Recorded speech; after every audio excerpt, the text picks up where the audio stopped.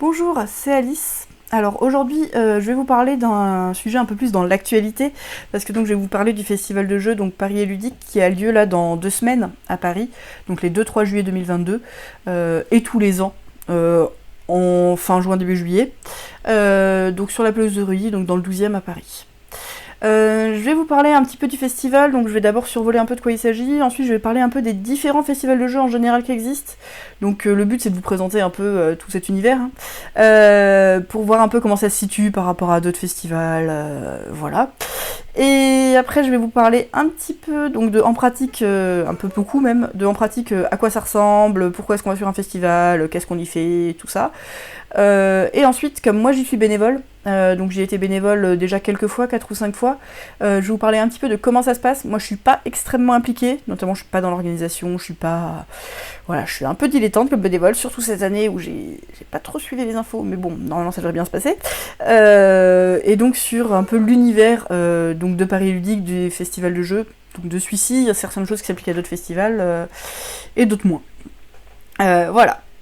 Donc, 2-3 juillet à Paris, les billets sont disponibles en vente, il y a plein de liens, je vais essayer de vous donner toutes les informations en commentaire pour les liens sur le site de Paris Ludique et d'autres choses dont je vais parler. Voilà. Donc Paris Ludique, donc c'est la 10e édition, puisqu'il n'y a pas eu de festival en 2020 et 2021, c'est un gros festival de jeux de société, où le but c'est quand même de jouer à des jeux de société, donc d'arriver, de regarder un peu ce qui se passe à droite à gauche, on regarde des jeux de loin, mais surtout on s'assoit et on joue. C'est vraiment ça, l'idée principale du festival, ce qu'on fait sur place. Même si pas que. Voilà, c'est payant, l'entrée est à 8€, je reparlerai un petit peu plus tard. Et donc c'est samedi et dimanche, de 10h à 20h le samedi et de 10h à 18h le dimanche. Et c'est pour tous. Donc plutôt intéressez vos jeux, hein, de base quand même c'est mieux, mais enfants, ados, adultes, handicap ou pas, enfin voilà, tout le monde. Hop. Donc moi j'ai été bénévole, on a des petits t-shirts, des petits chapeaux, c'est trop super magnifique. Là c'est l'année où j'étais à l'accueil pour vendre des tickets. Et voilà. Donc j'ai commencé un peu à parler des autres festivals de jeux, on viendra sur Paris Ludique après pour discuter un peu plus de quoi il s'agit. Donc le festival de jeux de référence, c'est bien évidemment Essen. Donc Essen s'appelle le Spiel, c'est en Allemagne. Essen est une ville. Essen, je sais jamais. Bon. Et donc moi je dis souvent que c'est l'équivalent de la rentrée littéraire pour les jeux. Donc il y a énormément de sorties de jeux, surtout. On y joue. Et il y a aussi beaucoup regarder, savoir ce qui sort, qu'est-ce qui se passe, tout ça. Pour moi c'est vraiment intéressant quand on est vraiment amateur, si c'est pour y aller un peu en dilettante et qu'on connaît pas trop les jeux, ça va peut-être être un peu plus dur d'accès, il y a quand même beaucoup de monde, il y a quand même des trucs un peu plus pour les locaux, un peu plus détente dans tous les sens, mais voilà, on y trouve beaucoup de passionnés, c'est vraiment le festival international où il y a des gens de partout, des éditeurs qui viennent de tous les coins du monde, des jeux qui viennent de tous les coins du monde. Et c'est assez intense et très très chouette. Moi, c'est un rendez-vous que je ne loupe pas. Oui, donc d'habitude, ça a lieu fin octobre. Là, cette année, ça a lieu un peu plus tôt en octobre, donc les 6-9 octobre. Donc, moi, j'y serai et ce sera bien. Hop. Ensuite, parmi les très gros festivals, donc le plus gros festival français, c'est le Festival international des Jeux de Cannes, qui a lieu en février, tous les ans. C'est un festival où est décerné l'As d'Or, notamment.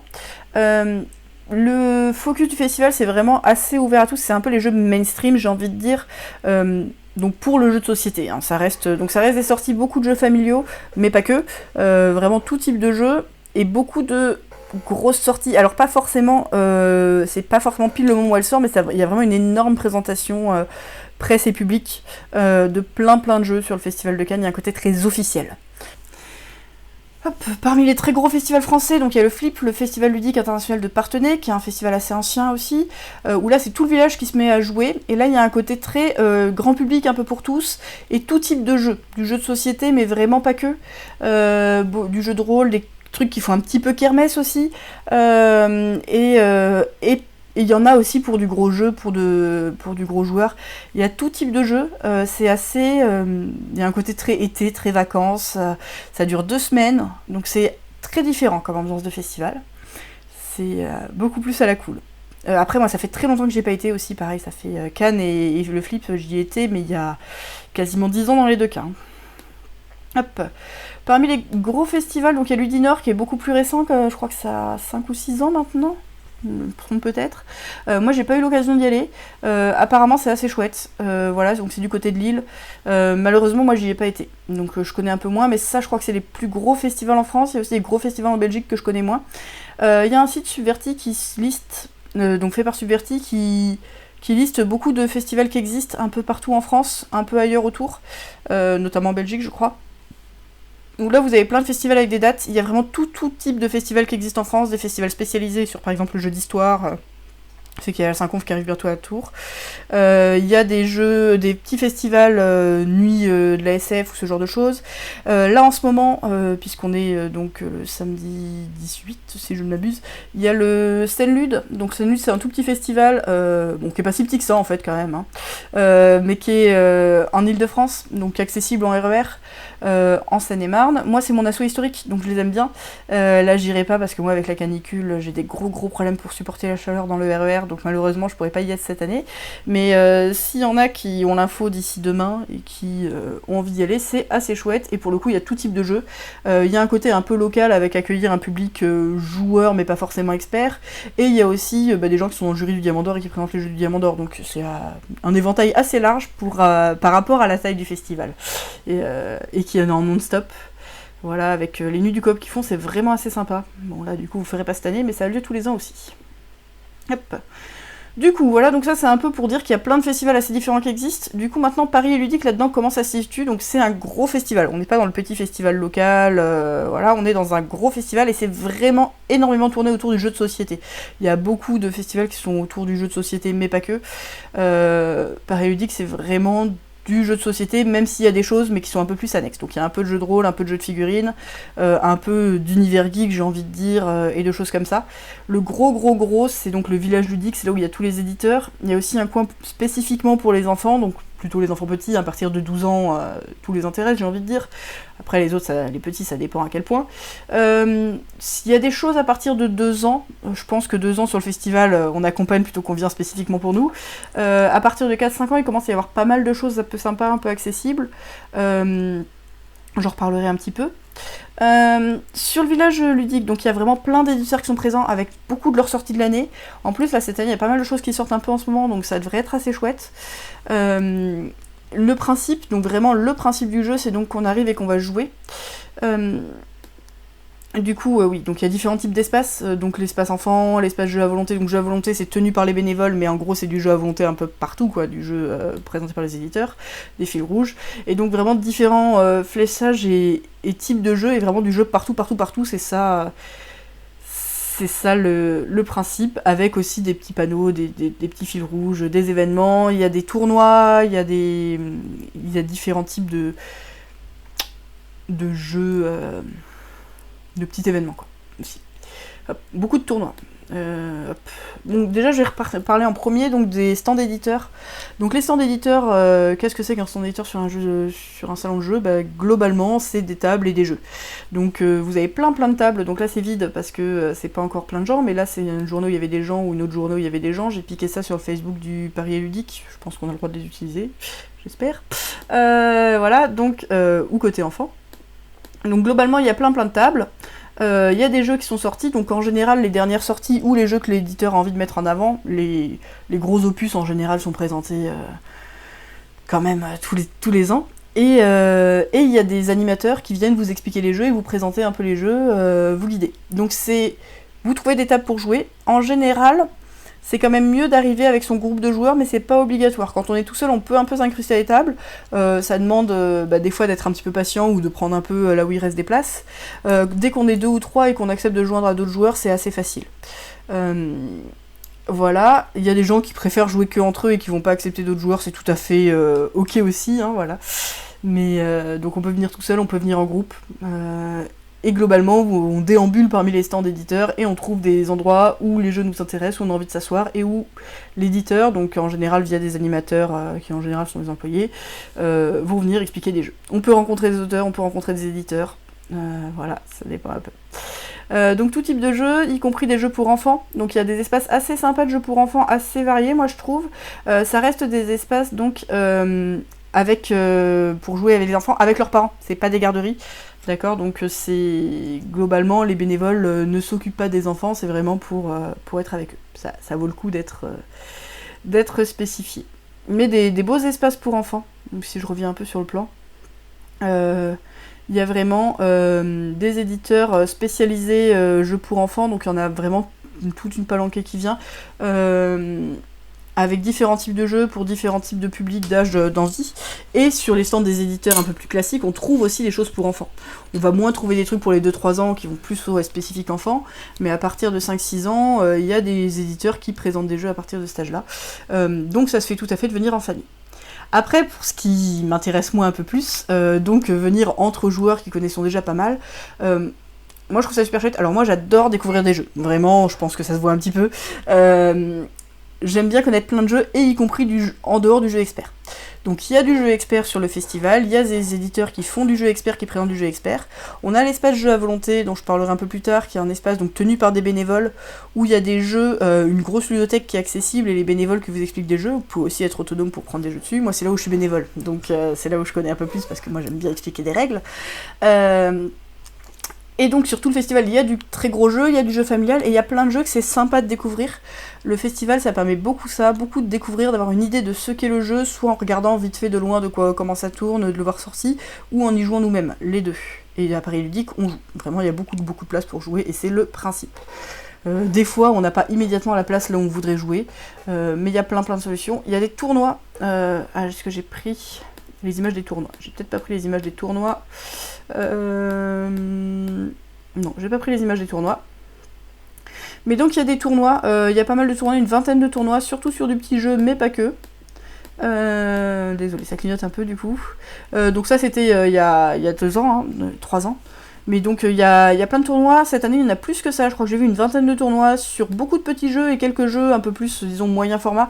Il y a du Splendor, il y a du Trek 12, il y a du Splitto, il y a du Rainbow, il y a du Oriflamme, du Unmatch, du Dictopia, du Bison, tout un tas de trucs. J'en connais la moitié, parce que moi sur les petits jeux je connais pas tout. Et d'ailleurs, c'est un gros truc, c'est que pour moi c'est... Donc les festivals, ma principale source de connaissance des petits jeux. Donc moi les petits jeux et les jeux moyens, j'en pratique un petit peu en asso parmi les potes, etc. Un petit peu des fois en boutique je découvre, mais je suis rarement tentée pour les acheter tout de suite. Par contre en festival, le fait d'en voir plein tourner, de regarder un peu comment ça se passe, de pouvoir s'aiguiller assez vite vers ce qui nous intéresse, ça je trouve ça vraiment cool. Donc sur du... Voilà. Même si, disons, 90% des jeux qui vont être présentés vont pas être du jeu expert, il y a plein de trucs intéressants parce que c'est une occasion de découvrir plein de jeux dont on va moins entendre parler quand on est ultra spécialisé sur du jeu expert, disons. Donc jeu expert, Eurogame, ça dépend un peu de ce qu'on a envie de dire, mais c'est assez large et il y a vraiment, normalement, des choses sympas. Donc moi je suis bénévole à l'espace jeu à volonté. Donc l'espace jeu à volonté, comment ça se passe? Je crois que j'avais mis une photo. Non, j'ai vraiment pas mis la photo finalement. Il y a toute une pile de jeux, voilà, donc ça c'est l'espace jeu à volonté. On a des tentes aussi avec des chaises et des tables, comme tout le monde. Et on a une grosse ludothèque au milieu qui a des jeux vraiment de tous les de toute ancienneté, des jeux qui ont 20 ans, des jeux qui viennent de sortir, principalement donnés par les éditeurs, mais pas que. Il y a des jeux aussi internationaux, des jeux achetés par le festival, des jeux un peu là par hasard, sur une deck un petit peu sélectionnée, pour faire découvrir plein de jeux très très variés. Donc c'est vraiment l'occasion de jouer à des tas de trucs différents. On s'organise pour qu'un maximum de bénévoles connaissent un petit peu tous les jeux. Donc nous on recense quels jeux on connaît, c'est marqué dans les boîtes et a priori on peut vous les expliquer. Il y en a certains que peut-être à un moment T personne ne pourra vous expliquer, mais globalement l'idée c'est que vous n'avez pas à lire les règles, nous on est là pour les expliquer. Sur des jeux très variés parce qu'on est donc toute une équipe là-dessus. Voilà, donc ça j'en parle un petit peu parce que moi je suis là, moi j'apprécie beaucoup l'expérience de le faire en tant que bénévole, d'expliquer tout un tas de jeux avec des gens qui sont en général très très sympas. Si vous voulez me faire coucou, ce sera là-bas, voilà, parce que je sais que j'ai des potes qui regardent. Et voilà, donc ça c'est l'espace jeu à volonté, un peu classé par catégorie pour pouvoir aller plus vite trouver ce qui nous intéresse, mais vous avez tout type de jeux, vraiment. Donc je pense que ça explique un petit peu qu'est-ce qu'on fait sur un festival de jeux. On passe aussi du temps à déambuler, à regarder ce qui se passe à droite à gauche, à être un peu curieux. J'ai pas trop parlé, il y a des animations qui sont un peu plus... il y a des trucs genre combat de sabre laser des fois, alors cette année j'ai pas trop regardé ce qu'il y aurait. Il y a des petits tournois ou des petits concours. Il y a des grands panneaux avec un peu des énigmes et des choses pour un peu s'occuper quand on se balade sur le festival. Donc se balader sur le festival c'est sympa. Il y a du monde en général, c'est pas la foule absolue compacte où on doit jouer des coudes pour passer, il y a quand même beaucoup d'espace, des allées, des places pour jouer. Des fois, bah oui, on n'est pas isolé, il y a un peu du bruit autour. Des fois c'est un petit peu bondé à un certain endroit, notamment autour des toutes dernières sorties qui ont un peu buzzé, mais on n'est pas, c'est pas SN, hein, c'est pas, voilà, c'est pas le métro à heure de pointe, ça reste plutôt sympa. Ça dépend aussi de la météo, s'il pleut ou qu'il y a grosse canicule, bah, il y a moins de monde. Donc ça on verra bien, ce sera un peu la surprise, surtout là après 2 ans sans festival, c'est un peu à voir. Voilà. Côté information pratique quand même. Donc hop. Donc c'est la 10e édition, ça a lieu le 2 et 3 juillet. Sur la pelouse de Reuilly, c'est là où il y a la foire du trône, donc de 10h à 20h le samedi et le dimanche de 10h à 18h. On peut prendre les billets en avance en ligne, je mettrai le lien, c'est sur le site de Paris et Ludique, globalement. Hop. Et l'entrée est payante, donc oui, l'entrée est payante, l'entrée est à 8€. Je crois que c'est gratuit pour les enfants et les accompagnants de personnes en situation de handicap. Donc voilà, c'est pas extrêmement cher, mais ça a quand même un petit prix. Et du coup, je vais en profiter pour... Oui, donc il y a quand même aussi l'espace proto, j'en ai pas parlé, il y a l'espace jeu de demain, sur lequel il y a un concours de création. Il y a d'autres espaces proto où j'ai pas trop regardé comment ça s'organisait non plus. Il y a un espace jeu surdimensionné avec des jeux... donc hop, je crois que ça, j'avais une photo. Voilà, donc des jeux qui vont être en 3D ou beaucoup plus gros, sur des petits jeux et du jeu moyen format. Ça doit être sur un stand éditeur, ça doit pas être au jeu surdimensionné du festival, mais c'est un peu tout pareil en fait, un côté visiteur. Du coup, point de vue organisation de c'est quoi un festival de jeux.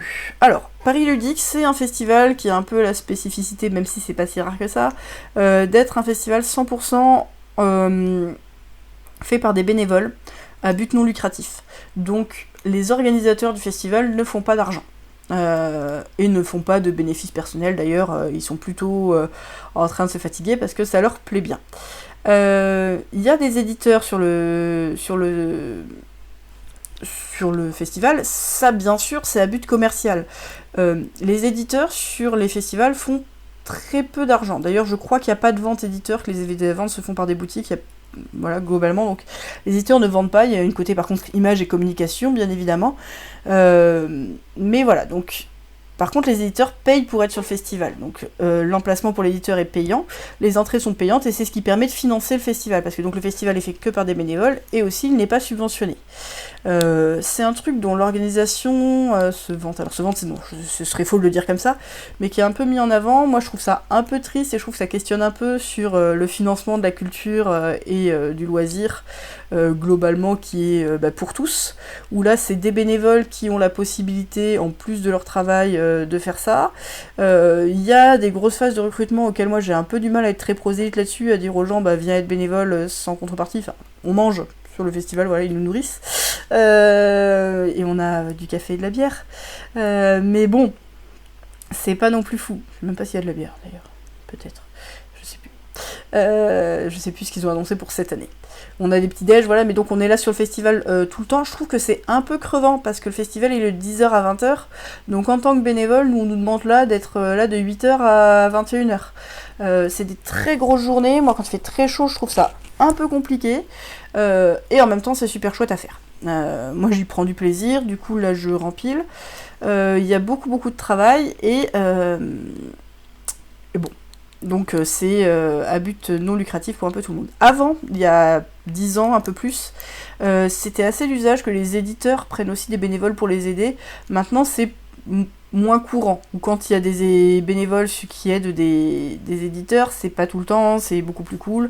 Il y a quand même eu un progrès là-dessus, notamment pour les gros éditeurs qui vraiment recrutent des animateurs en événementiel. Donc ça c'est assez cool. Voilà, donc il y a beaucoup de frais quand même sur le festival, hein, les tables, les chaises, le terrain, tout ça, je crois que tout est payant. Je crois pas que la pelouse soit gratuite, je sais pas. Pour le coup, si la mairie laisse la pelouse à l'usage ou si c'est payant. Mais voilà, mais donc il y a quand même des gros frais qui sont donc financés donc, par les éditeurs et par les billets, avec le tout qui est donc géré par des bénévoles qui font ça très bien, qui font ça depuis longtemps, qui ont aussi une satisfaction et un ego personnel et plein d'autres choses. Hein. Évidemment, il y a toujours une raison de faire les choses. C'est pas, alors il y a beaucoup quand même de bonté d'âme, hein, quoi qu'on dise. Le but, c'est de permettre à plein de gens de découvrir les jeux, de passer un moment sympa, de faire des choses que ça se passe bien. Je trouve ça hallucinant à quel point certaines personnes sont ultra impliquées. Voilà, donc c'est chouette. On est en tous plus de 180 bénévoles, je crois, cette année. Tout le monde n'est pas à implication égale, mais c'est quand même assez beau. 180 bénévoles, c'est pas rien. En plus de tous les éditeurs et les pros qui bossent autour, donc les pros sont pas directement sur le festival. Enfin, sur l'asso, sur les bénévoles, mais il y a de la sécurité, il y a des gens qui bossent aussi, hein, quand même. Voilà. Je tourne un peu en rond, je pense. Est-ce que j'ai oublié de dire un truc absolument palpitant dessus? Non, à part venez, ce sera chouette. Ça vaut le coup de se déplacer si vous n'êtes pas trop loin. Si vous êtes plus loin, bah, ça dépend un peu de si vous avez envie de vous déplacer ou pas. On y joue. Il y aura plein de jeux, plein de gens, des trucs cool. Moi, je serai sur le centre de jeu à volonté. Et du coup, bah, j'espère vous y voir. Ou en tout cas que même si vous venez pas, ça vous aura intéressé de rester jusque-là pour entendre un peu parler de c'est quoi un festival de jeux, comment ça marche si vous n'y êtes jamais allé, ou alors juste mon point de vue sur l'affaire, parce que je sais pas, vous êtes fan de moi peut-être. Si vous êtes fan de moi, n'hésitez pas à vous abonner, hein, c'est toujours cool. Non, je vais pas révéler mes dessins les plus obscurs, mais voilà, moi je vais à Essen, et si jamais la chaîne marche bien et que j'avais un passe-presse pour Essen, ce serait vraiment merveilleux. Il y a peu de chances que ça arrive, mais on sait jamais. Voilà, donc là c'était moi qui racontais ma vie, je suis désolée, je suis un peu KO, il fait très très chaud, je supporte très mal la chaleur, mais j'avais envie de vous parler de Paris et Ludique là maintenant tout de suite, donc c'est chose faite. Gros bisous à tous, à une prochaine, salut!